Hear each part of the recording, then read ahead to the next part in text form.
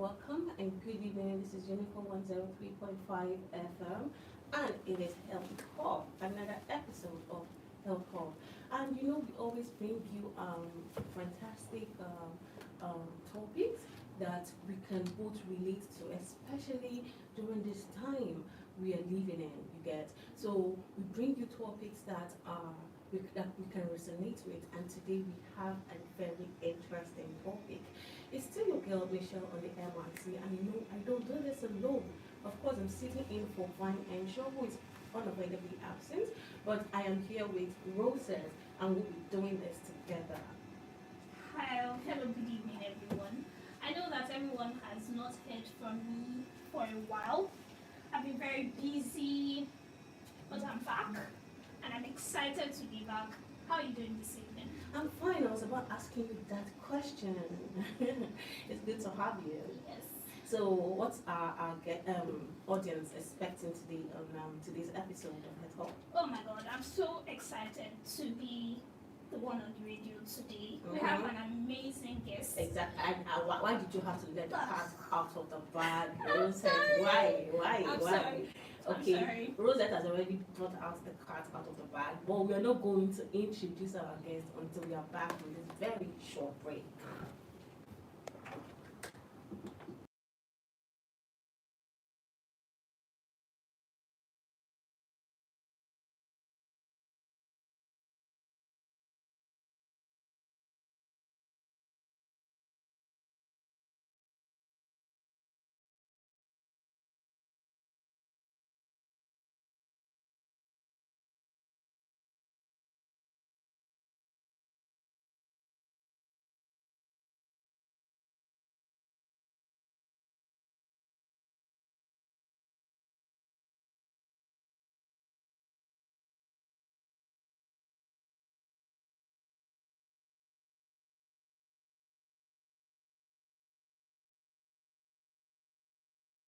Break, and on today's topic on today's show, we have seeking therapy in 2024 is mental health for all.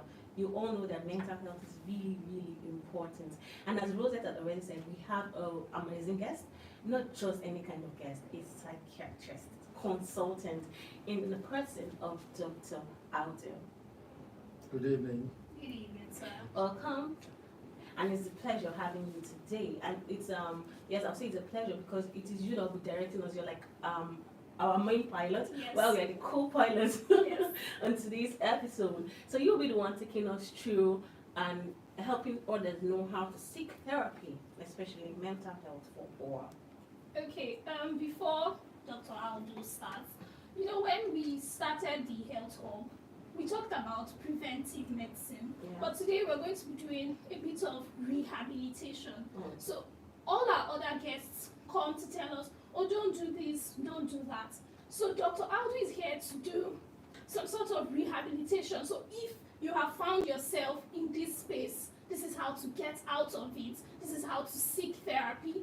And we have a running joke in our radio station where we talk about how mental health is not madness. Because every time someone talks about mental health, it's usually, oh my God, it's such a serious topic. Yeah. So we have someone who has dedicated his life, like this is his work. It's not just enough to be on the internet and just know about mental health. This is someone that deals with these cases, and it's very amazing to have you, Mr. Dr. Aldo. I'm so sorry, Chief. Dr. Aldo. It's all right. I was Thank about to you. retreat, ask you that. Are you sure that's the right title?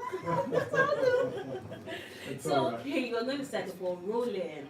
So, sir, we would love to know what are some common mental health challenges faced by university students today? Okay, thank you. Well, let me first and foremost appreciate this opportunity to create mental health awareness to the university community and beyond. Yes, mental health challenges are all around us, and it's not only within the university. Anybody at all can fall ill. 1 in every 5 persons is mentally ill. You understand? Is facing a mental health challenge.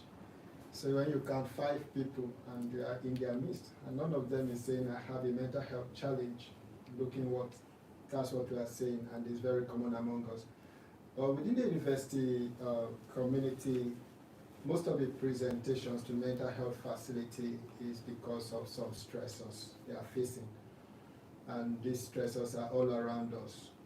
So most of the cases we see, primarily, the first cases are the major ones are depression, then followed by the anxiety disorders, the phobias, and panic disorders all around. And then we have hard drugs available around. So some people venture into use of hard drugs and end up coming down with drug-related problems. So those are the major ones. There are some people come into the university with pre-existing mental health condition, and if they don't treat it well or look for help the right way, they could break down with the same mental health condition. So, and the funniest thing is, mental health problems are not written on people's faces. So you can't just see someone's face and say, this person has mental disorder. And the notion that, oh, it's only when someone starts stripping himself naked or fighting people or tearing clothes that the person has mental health challenge. No, that is not it. The mental health has a broader scope than that, which we'll go into as time permits. Thank you so much. Rosette?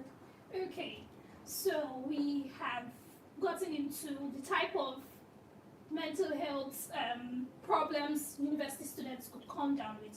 Also, we want to know, how is seeking therapy, how does it benefit university students? So we know that people go through academic stress and they just vibe. Yeah. So like, what are the benefits for somebody who's actually going through something right now? What would you say are the benefits to seeking therapy and seeking it on time? Because we always speak about early intervention. So what would you say are the benefits to seeking therapy? Okay. When someone is purging, for instance, the person looks for help. Okay. When someone has malaria, he looks for help. You break your leg, you look for help. So when you feel your behavior is changing, or you are unable to cope with stress, and life is becoming overwhelming for you, you should seek therapy. So it's the norm. But people out there have this fear for psychiatric facilities. So they end up not seeking therapy, because the earlier the better. If you have a psychological problem, why not? Therapy is the only solution. So seek therapy. So I think the answer is simple. If you have a psychological problem, a mental health challenge, seeking therapy is the wise option. Okay, I hope you guys are listening to this, because this is just like the beginning. This has to focus on the university students. Yes. Because seriously, these people really need this. We Yes. all need this. We all need Yes, it. we all need it. But for the fact that it is being focused on the university students, I think it's a really good idea.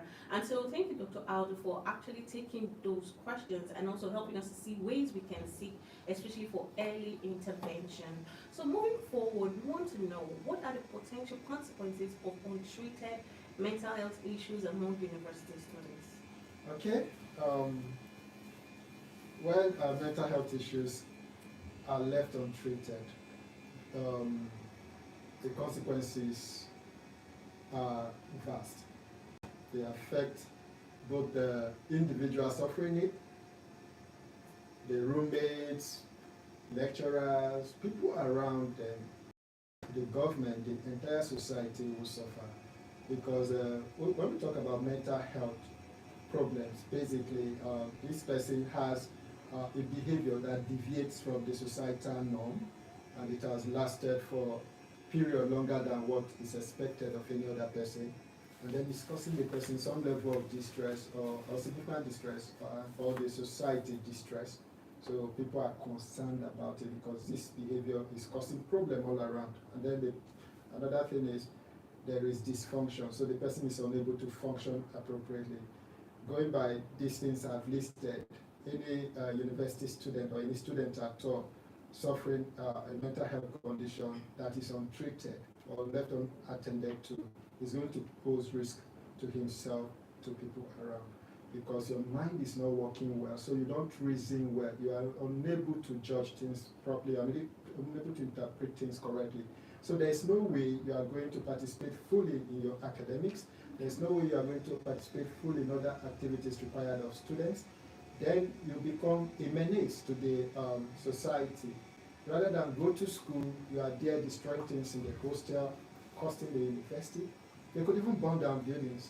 And some, because their mind is so disordered and they can't take control of their activities, they could even end up committing suicide, kill themselves, or injure some other person, or kill somebody. So the consequence is quite heavy. And then you start seeing relationship problems. They're unable to relate with their peers, their teachers and lecturers. Some will not even attend lecture at all in K because they start suspecting that people around are trying to kill them or something, or believing they are what they are not, or because the mental health problem has turned their head upside down. Let's put it that way. Yes. And some, because of the mental health challenge, they look for ways to ease the stress of the mental health problem and find wrong ways like indulging in hard drugs, and we know the consequence of that to the society, to everybody, to the sufferer. So mental health is not something we should ignore. So a question we like to ask every guest that comes on is trends. So there are certain people who do not even know that they have mental health problems, and that's what we seek to combat on our show. We want people to identify, before you even seek solution, identify that this is a problem. So we want you to tell us, what are the things that a university student, anybody, because anybody could be listening to our show, what are the things you would see in yourself that would make you say, oh look, maybe I should see a doctor? So like, it could just be anything, sir. So enlighten us. Well, symptoms, signs. Symptoms, signs. If you look at mental disorder, or mental health as a whole, we are talking about the mind. So if you're having mental health problems, your mind is unstable. That's what you are saying. And the mind controls everything about you. Your general behavior, your emotions, your interpretation of things, your perception, how you see things, how you hear things. So, so people with mental health problems also have problems with judgment and all those things. So basically, any behavior that to you or to other people isn't normal could constitute a mental health problem. It could be too much of a usual behavior or too little of that behavior. So you're supposed to clap. In church, for instance, everybody is clapping, you are not clapping. And that is how you always do. You may be suffering a mental health problem. Okay. If they are clapping, they finish clapping, you are still clapping. That's too much. So you may be suffering a mental health problem. So any abnormality of behavior at all could constitute mental health problem. But like I said earlier, it has to last for a period. It's not a one-off thing. Okay. People are free to wake up, and because their neighbor make them angry, they shout at the neighbor. But you shout at your neighbor and any other person that passes, you are screaming at them the whole day, my brother, my sister. There's a problem somewhere. So some features you could see that could say, okay, this guy has some mental health problems, could be things like mood changes. Okay. Sudden mood changes, like the person feeling sad all the time, not having interest in things that used to give the person pleasure before, having no energy to do anything, Okay. being socially withdrawn, not interacting with people. Or the mood could go the other way, which is the manic pole, where the person is so excited and cheerful for no reason, very, very happy, forming friends and being over generous with everybody, total strangers, and even could start claiming that he's president or he's something he's not. For some people, they could have what we call psychotic symptoms, like they are just there and they start hearing voices of people talking, but there's nobody there. Meanwhile, you are fully awake. what we call hallucinations. For some people, they may have visual hallucinations, see strange things that others don't see. Some people will start noticing strange beliefs that are totally impossible. For instance, somebody saying, I can control the wind, I can make rain fall this night. It's not your occupation to do that. For some, they'll start displaying aggression towards people, fighting, scattering things. Some will start thinking of suicide, all those ideas, and then relationships start breaking. All are features of mental illness. Someone that dresses properly all the time, suddenly you see the person sagging the trouser up to the knee level, and it continues that way. The next thing, the boxer is also sagging down. Look where that changing behavior from what the person used to be, an overall change in personality, could just be a feature of mental illness. You understand? And then as it progresses, the person is unable to take care of himself. Before he showers or anything, you have to pump the person. Your roommate that used to be very jovial, having you up and down, suddenly wants to just stay alone. Doesn't feel like talking to anybody. And if you try to talk to him, he gets irritable, gets angry easily, and is backing back at you. That could be a feature of mental problem. But like I said, if it's a one-off thing, that may not be of concern. But it's happening every time. And you notice this is not who this person used to be. It's good to seek mental health care. Yes. Okay. Thank you so much, Doctor. And this is just a little reminder that this is Juniper Radio International and it is Health Hub. And we have Dr. Aldo here, this consultant, psychiatric consultant, who is also taking us on today's show, Mental Health for All. So we're going to open our phone lines for those who would like to be part of this conversation. If you know you have a question for Dr. Aldo, the number to do this is 09069880789. You can call us on that number, or you can send us a WhatsApp message on this number. It's 08094444058. So I'm going to take the two numbers again. The phone line to call us on is 09069880789, and the WhatsApp line is 08094444058. So Dr. Aldo, my next question is, how does mental health therapy contribute to academic success and overall well-being in the university setting? Okay, I think that question has been answered halfway. Yes, because if we say mental health challenge will affect your functioning in the university, affect your academics, your performance.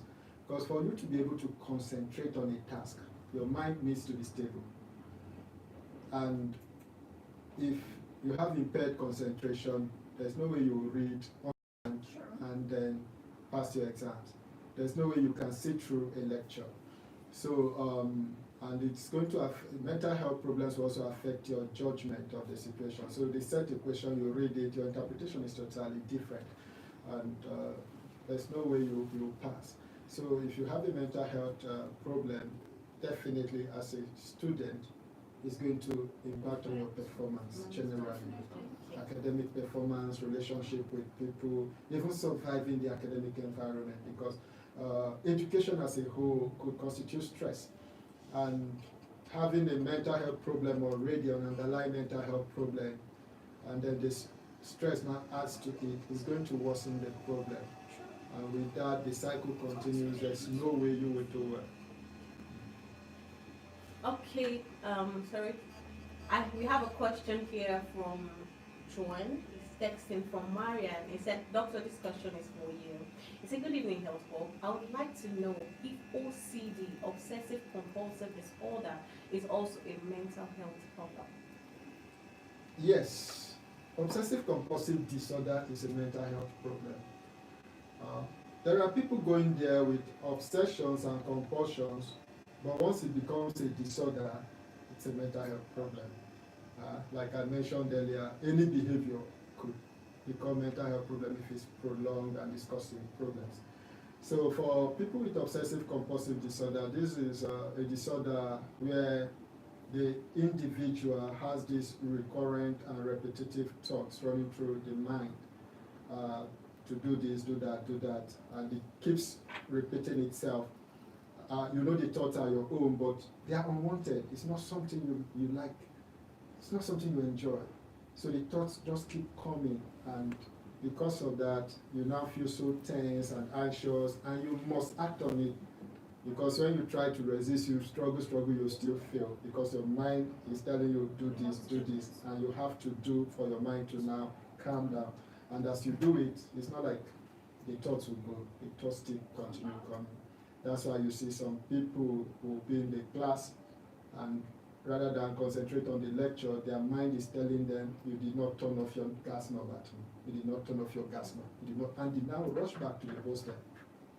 No, at the 5, I know, I remember I switched on this off, and they go back, and the gas knob is off.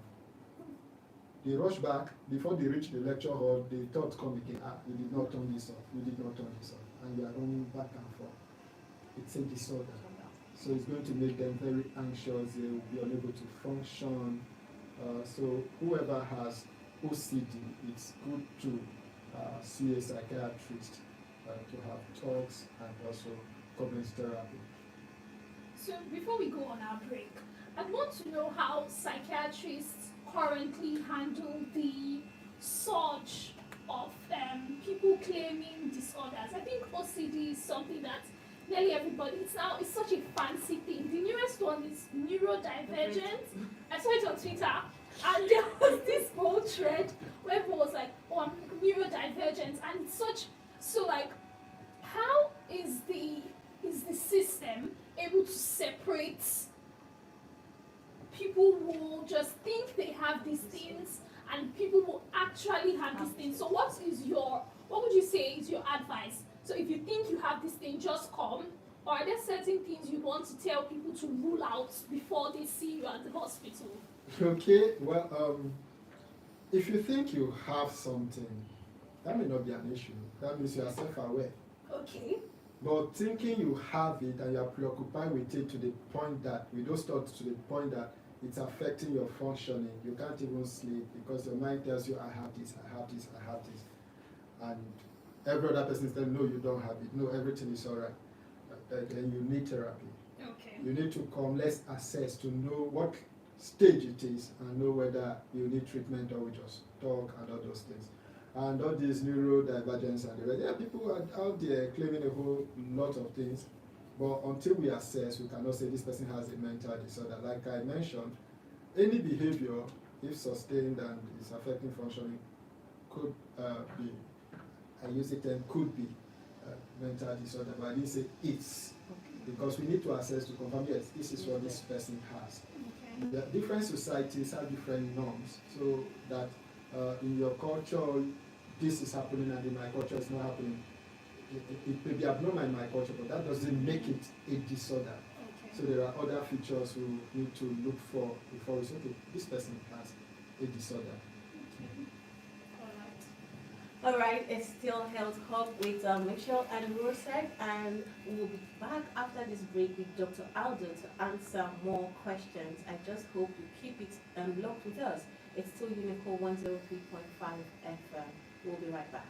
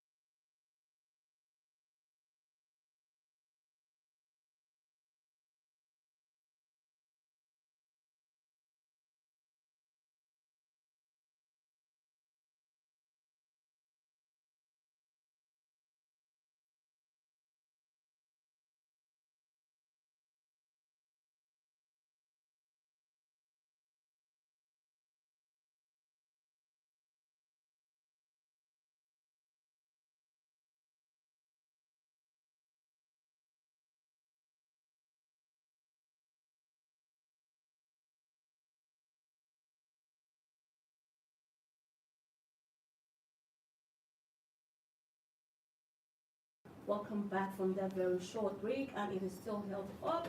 I have Rosette here with me, and I have Dr. Aldo, and my name is Michelle. So we have Dr. Aldo has actually addressed some really important questions. So if you're just joining as well, you're not too late, and you also want to join the conversation. The number to do that is 09069880789. You can call us in that number. I'll call it again. 09069880789. You can also send us a WhatsApp message on 08094444058. I'll take that again, 08094444058. So before we went on the break, Dr. Aldo had already addressed so many important questions, like I said. And the next one we're about to ask is, Dr. Aldo, what barriers might prevent university students from seeking mental health therapy, and how can they be addressed? Number one barrier is stigma. Okay. That is number one barrier. Number two barrier is the understanding or the perception of the entire society of mental health. So, stigma is basically you labeling people because of certain attributes they have, and then because of that, you now discriminate against them and treat them unfairly. And that is what most mentally ill people face out there in the society. People don't help them integrate into the society. Rather, they are hostile towards them, they are critical towards them, they wouldn't want to drink from the same cup with them. So when you, as a university student, see what goes on out there, what happens to mentally ill people out there, you won't feel comfortable seeking mental health support. Okay. There are people who wouldn't want to enter to be seen entering into a psychiatric facility because people are watching me. If I go there now, they'll just think I'm mad, and they use those terms, and because of that fear, they are unable to come to the mental health facility. Some people suffer what we call self-stigma. They are the ones stigmatizing themselves. Nobody is going to worry whatever type of care you decide to seek. But you stigmatize yourself, I'm not this, I'm not that. So the stigma has been an issue. It's not just within the university, everywhere. And this stigma, how can we fight it? Programs like this. More advocacy, more enlightenment, more awareness creation will help kill the stigma. Let's understand that anybody could be a victim. Anybody could come down with mental health problems. Let's understand that mental health challenge is not death sentence. It's not a sign of weakness. And then another thing I mentioned is the perception or the understanding of the concept of mental illness. Most people believe that mental illnesses, if you have any behavioral challenge, it must be caused by some spiritual affliction or some evil spirit. So they attach some diabolic cause to it. And because of that, people don't voice out. Because they feel, look, I'm possessed. It's the devil that's tormenting me. But no, some chemicals in your brain are now deranged, not due to any fault of yours. So you need to come, let's help you return to your normal functioning. So those are the basic things. And then another thing is Nigerians as a whole, in fact Africans as a whole, we focus more on the physical than psychological.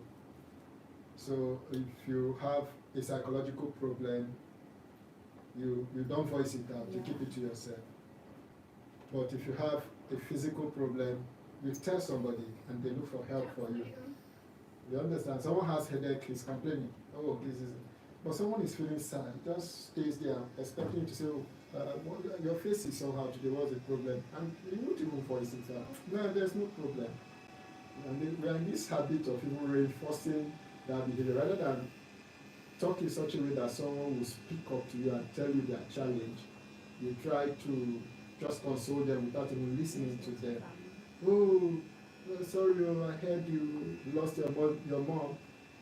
take heart, be strong. Or start telling It's them about not- your own Mhm. problems. Start telling And them some about your people say, problem. "Don't cry." Don't cry. You are a strong person. Listen. Don't make people see you as a Your own is person. even better. No. Your own is No, even no, better that self. is not fair. So all those things we do end up making people not seek mental health care at the right time, because they just feel, okay, maybe they'll see me as a lazy person if I should seek help.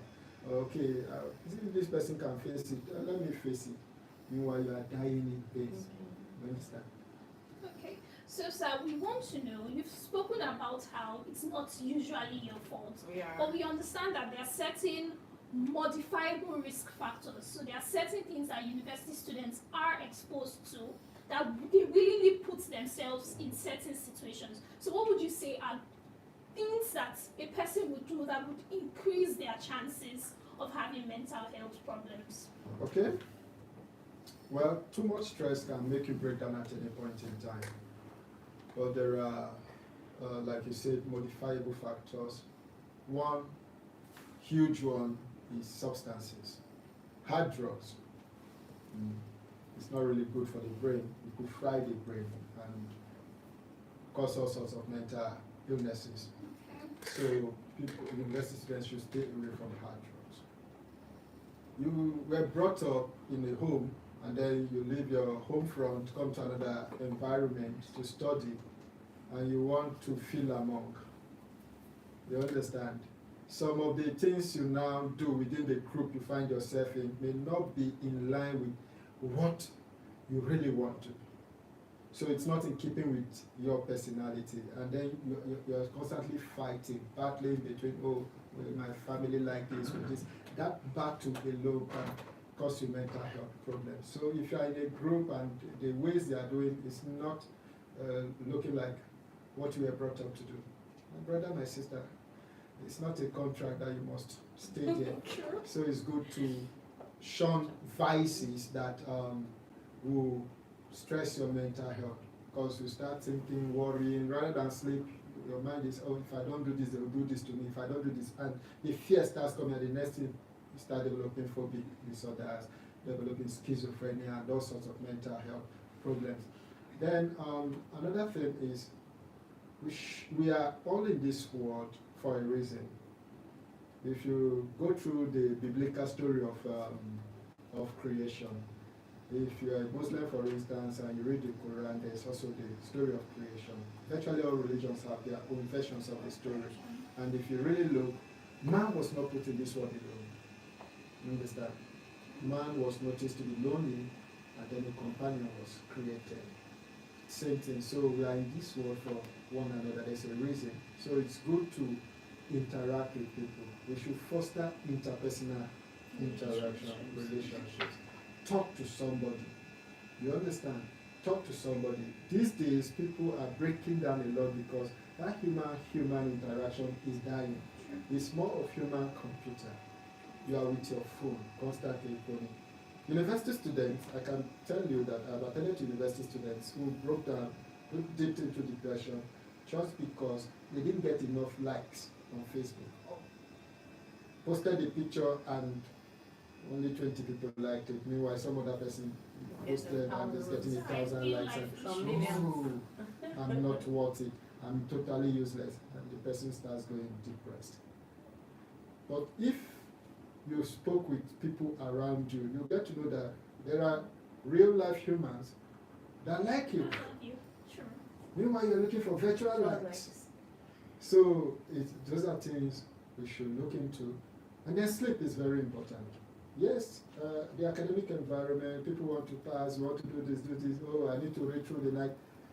For God's sake, you read through the night, you go into the exam hall and you are having tremors and nothing is coming out of your brain.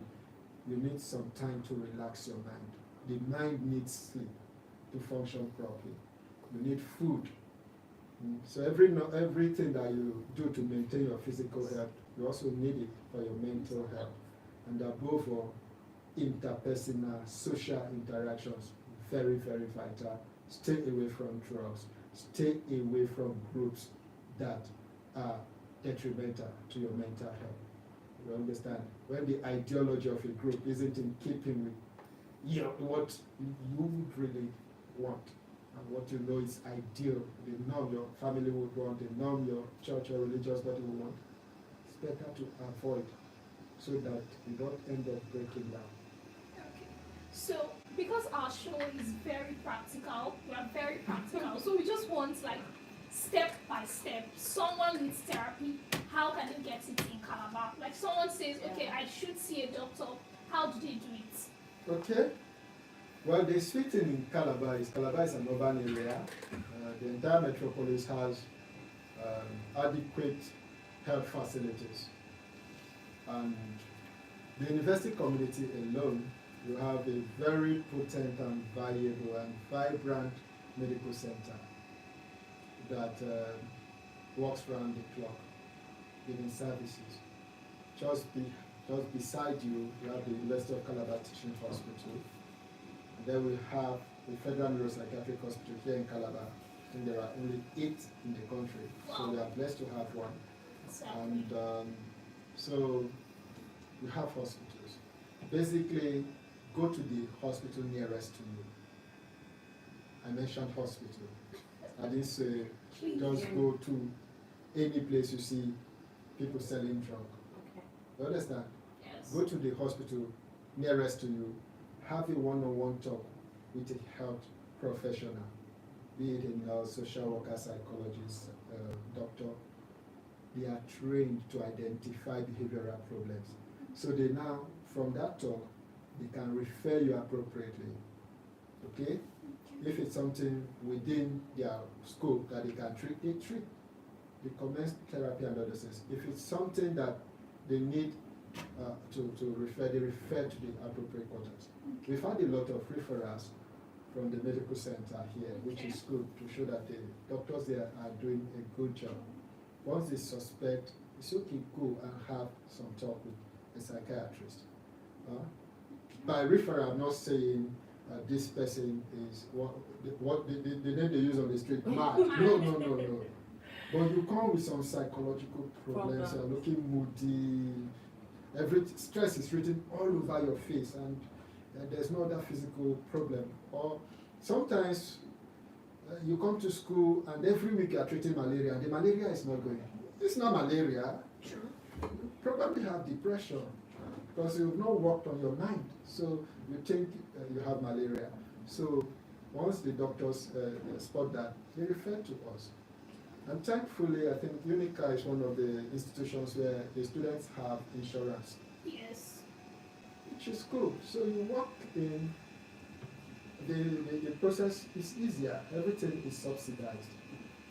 Once you bring in your insurance form and you show to them, they are going to direct you to the NHIS desk, and the next thing, your card, everything will show that this is the insurance issue, and they attend to you. So people should feel free to have their health checks. All right, thank you so much, Doctor. And we have a message on WhatsApp. Before we go there, I know we talked about stigma, and somehow we in the society may be, in one way, stigmatizing people, but in ways we do not know. So I just want to ask, how can this be reduced? How can the stigma be reduced? Yes. Because someone can be working, or someone, just maybe jokingly, some people don't like some kind of offensive, and there, this is just the way of we stigmatizing this person, but we do not know. Yes. So in what way can we reduce the stigma? Yeah, there's a whole lot of ways. And mental health stigma, for us to curb it, everybody must be involved. People are scared of asking, people get admitted in the hospital, and when they are leaving, ideally you should write a medical report to their facility. Okay, this person was admitted here for so reason, so now he's okay to come back to work, please let him return to work. If that letter was coming from another hospital, people will pity the person. Oh, sorry, you were ill, and they'll pay him all his allowances and everything. But they see the letterhead of a psychiatric hospital. Nobody even wants to go through the letter. Oh, you are mad. Okay. it's like that job you are doing, you cannot do it again now. So, and they relieve people of their duties. But the Constitution stipulates that mentally ill people should be treated like every other person. So you shouldn't lose a job because of illness. So we should work on that. Also, change the perception of people in the community about mental illness. Overseas, in some countries, before you contest for any elective post, you need to see your psychiatrist. They have a psych evaluation for you to know whether you can cope with the stress of that job. Or here, try that, preach that. People will say, no, let anything mental health, whatever, report not enter my CV or file. So we need to change that narrative, and it begins with all of us here, everybody. Once you preach that, look, mental health, there's no help without mental health. You understand? If you are not mentally stable, you won't even understand that you have malaria for you to go to the hospital. So, and the consequences of mental health are quite fast and can affect everybody. So why not attend to mental health? Okay. You understand? So people should see that, oh, just like if I have fever, I go to the hospital. If I have some behavioral change, I should see a doctor too. I think that's what we should do first. Okay. I think one thing I want to re-emphasize is the insurance. We have many students at the University of Calabar not knowing that they have insurance. You have insurance, and I think the insurance scheme is one of the most efficient systems. It works so well. I have had to use the medical center a lot, and it works. So you just go to the medical center, you tender your university ID card, they get some papers for you, and they refer you. They either refer you to the teaching hospital, or they can refer you to the neuropsychiatric hospital. So it's not magic. Just go to the medical center, and it's quite fast. I know there have been complaints over the years, but they try their best. I think it's something I have used personally. And I've taken out a tooth, and it was free. Okay. Yes. All right.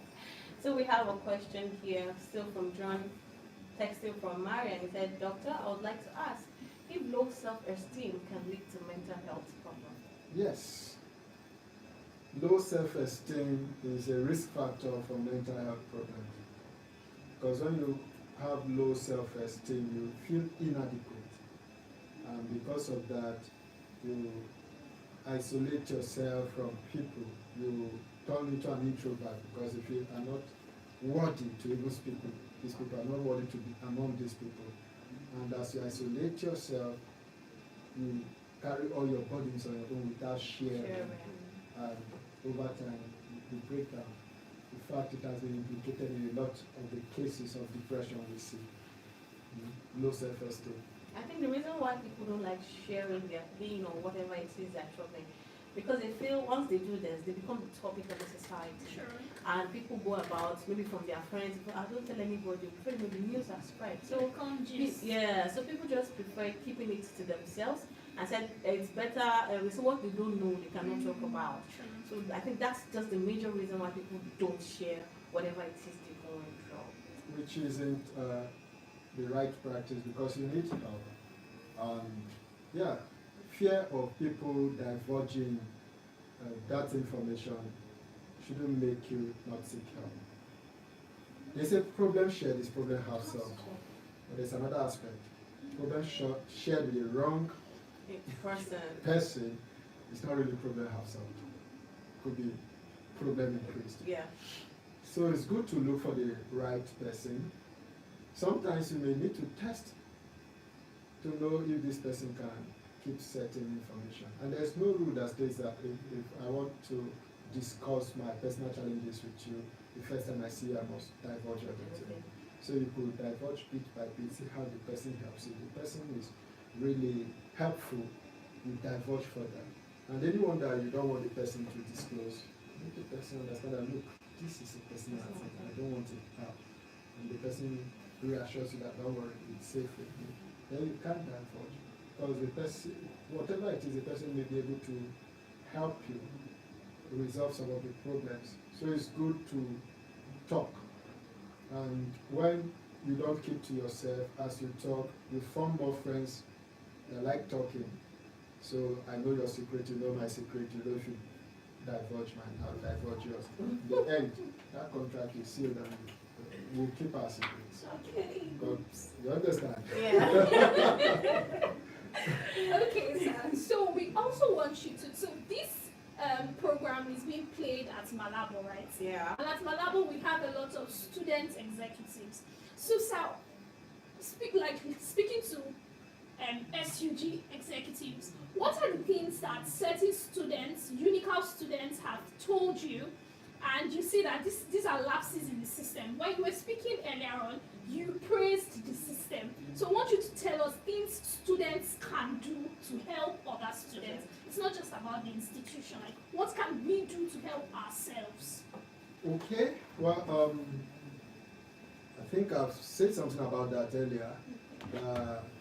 You are not in this world alone for no reason. So, your neighbor that used to wake up every morning, greet you before going to school, suddenly stops greeting you. And you think all this normal. No. Change that habit. Go knock on his door. Bros, sis, what's going on? I've not seen you lately. Anytime I see you, I just in a hurry. I hope all is well.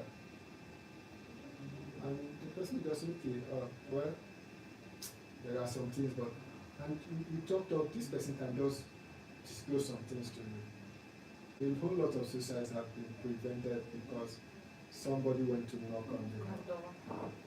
So you mustn't wait to be greeted. There's no rule that states the greeting must be in this direction. Our culture makes us believe that, oh, the elder must be the recipient of the greeting. But it's a two-way relationship. So this person that keeps greeting you no longer comes to greet. It's good to go to the person, find out what the issue is. So communication is the key. And no matter your age, no matter your status, treat humans like humans. Let's avoid violence. Let's avoid intimidation, no matter your level. Even as lecturers, try to establish a cordial relationship with your students. Talk to them in a way that shows you care.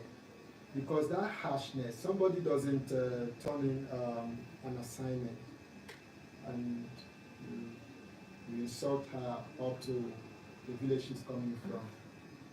She goes back home, she's not going to turn in that assignment anyway.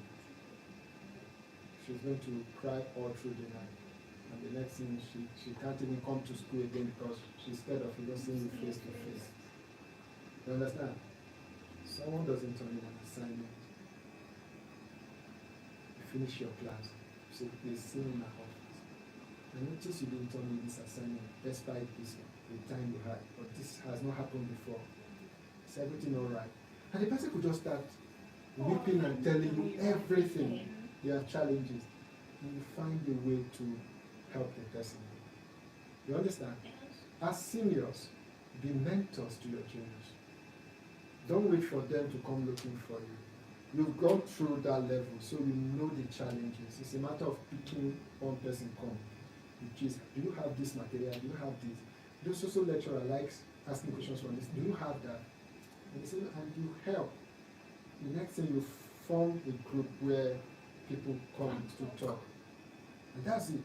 That's how we can help the mental health of the entire society. But when you say, oh, that's how he behaves. No. Are you okay with how he behaves? No. Would you be happy if you behave that way? No.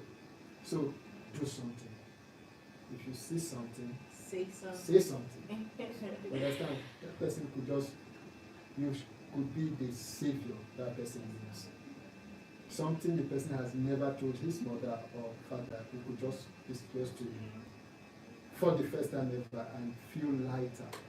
And you have prevented one depression. You have saved a life from suicide. I hope you're all listening to this. I wish we had a lot of time in our hands, but our time is really, really wrapping up. And Doctor, I would like you to quickly just give us an advice. What advice would you have for university students and others that are listening to us, so that they can hesitate or they cannot, what would I say? Yes, they are not hesitant to pursuing mental health therapy. What advice can you give them? The advice is you should understand that being human, you have your body to take care of, and you have your mind to take care of. What else do you have to take care of? Your soul. Yes. Your soul. So if you have fever and you could run to the hospital for that physical care for your body, or we are facing some challenges you think are spiritual in origin, and you are looking for your pastor to pray for you. So why are you shying away from meeting the mental health expert to take care of your mental health when you notice some psychological, emotional, or behavioral problems? So that's all the advice I have. So is it an advice or begging? Begging people to understand that mental health is part of their whole well-being. So they must look after their mental health. Thank you very So much. much, Doctor. Thank you. Thank you. So, finally, the take home for our listeners today, especially students at the university, remember you have insurance. Sometimes insurance is 100%, sometimes it's as much as 90%. And also remember that the medical center is available. They run 24/7, so you can go there anytime. And also remember that the university has a counseling unit, and you can be attached to a mentor in your department or even from another department if that is what you would want. So I want our listeners to take advantage of certain things that have been put in place. I do understand that these things do not run 100%, but take a step to help yourself. And as Doctor has said, if you see something, say something, do something. Thank you very much. All right, it has really been a wonderful time here on Unico 103.5 FM. So as we'll close the curtain on Health Hub, expect us same time next week, Tuesday, with another amazing topic. We still say thank you to Dr. Aldo for dishing out a lot of information concerning health, mental health. Thank So you each so and much. every one of us should make sure that we keep our mental health and also help our neighbors. This is part of our well-being. So we'll keep it locked again until we come your way next week. This is Michelle and Moses saying goodbye.